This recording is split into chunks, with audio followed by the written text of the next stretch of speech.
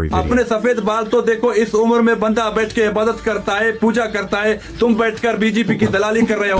दिल है छोटा सा, छोटी सी आशा आपके लिए था, क्योंकि आप आशा करके बैठे हैं कि बात सुने, कितना अच्छा गाना था, मगर आपके मुंह से कितना बुरा लगा। मैं तो कहता हूँ कि आप ना महिला हो ना औरत, आप बीच वाली हो। ऑटो को किराए पर लेना और ऑटो को बेच देना दोनों डिफरेंट चीजें हैं।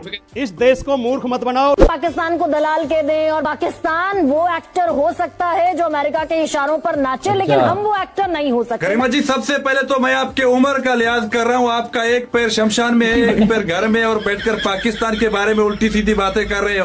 अपने सफेद बाल तो देखो, इस उम्र में बंदा बैठ के इबादत करता है, पूजा करता है, तुम बैठकर बीजेपी की दलाली कर रहे हो। और बोलना तो तुम्हें आता ही नहीं है, तुम्हारी आवाज ही नहीं निकल रही। पता नहीं तुम्हारे टीवी का स्पीकर फटा हुआ है या तुम्हारा अपना स्पीकर फटा हुआ है। सोफिस्टिकेशन से बात करते हैं तो उसके साथ लड़ने का मन ही नहीं करता है। तो एक छोटा सा गाना याद आ गया, दिल है छोटा सा, छोटी सी आशा आपके लिए था, क्योंकि आप आशा करके बैठे हैं कि बात सुने, कितना अच्छा गाना था, मगर आपके मुंह से कितना बुरा लगा।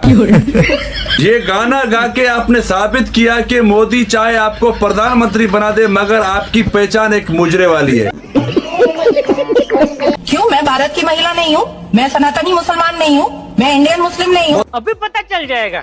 सबसे पहले तो मैं जब भी आपके होठ देखता हूँ तो पता नहीं क्यों मुझे बंदर का पिछवाड़ा याद आ जाता है। और दूसरी बात, आप कह रहे हो सनातनी मुस्लिम, आप ना हिंदू हो ना मुस्लिम, बल्कि मैं तो कहता हूँ कि आप ना महिला हो ना औरत, आप बीच वाली हो। ये सारी जिम्मेदारी आप मुसलमान नौजवानों की है कि गरबा में जाए और हिंदू मुस्लिम एकता बढ़ाए। औरतों को भी भेजे ना, क्यों नहीं भेजे? किसी ने रोका है? नहीं, दूसरे मुस्लिम औरतों को एकता बढ़ाने की जरूरत नहीं है रूबिका जी, आप काफी हैं अकेला ही। क्योंकि आपने इतना एकता बढ़ाया मोदी के साथ, इतना एकता बढ़ाया कि अब मोदी कह रहा है कि अगर रूबिका लियाकत को कुछ हो गया तो मैं खुदकुशी कर लूंगा। बकारी जलती हुई निक्कर पर आपका क्या कहना है, जो कांग्रेस ने डाली है सोशल मीडिया पर? अभी पता चलेगा। सच्चाई बोलूंगा, सच्चाई के सिवा कुछ नहीं बोलूंगा।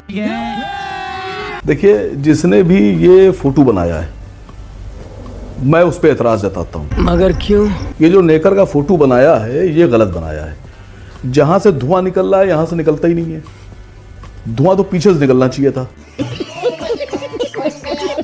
अब पता नहीं कैसे बना दिया, साइड से धुआं कैसे निकल रहा है।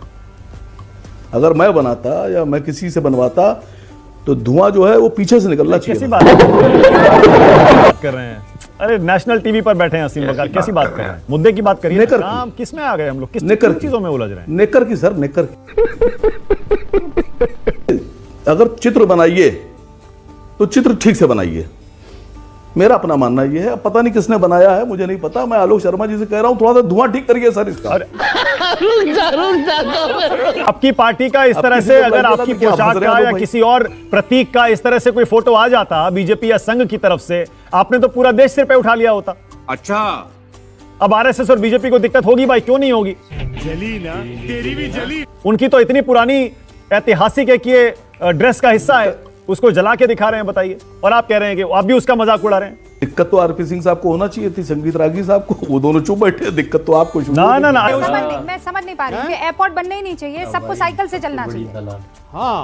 हाँ, आप समझ जाएंगे, बहुत अच्छी तरह समझ जाएंगे। मैं समझाता हूँ आपको। जब एयरपोर्ट अडानी अंबानी को चलाने तो अपने पैसे से बनाए, जनता का पैसा इसमें क्यों लगाया जाता है? आप लगा के फिर उन्हें बेच देते हैं।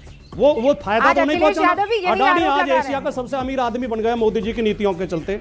बिल्कुल सही पकड़े हैं। संचालन की जिम्मेदारी देना और एयरपोर्ट बेचना दोनों अलग चीजें हैं। ऑटो को किराए पर लेना और ऑटो को बेच देना दोनों डिफरेंट चीजें हैं। इस देश को मूर्ख मत बनाओ। संचालन अलग चीज होता है, बेचना अलग चीज होता है। टिकट हम काटेंगे, सीटी हम बजाएंगे, बस कहाँ रुकेगी ये हम तय करेंगे, लेकिन बस बिकी नहीं है। बस के टायर बिक गए, हॉर्न बिक गया, सीट बिक गई, लेकिन बस नहीं बिकी है।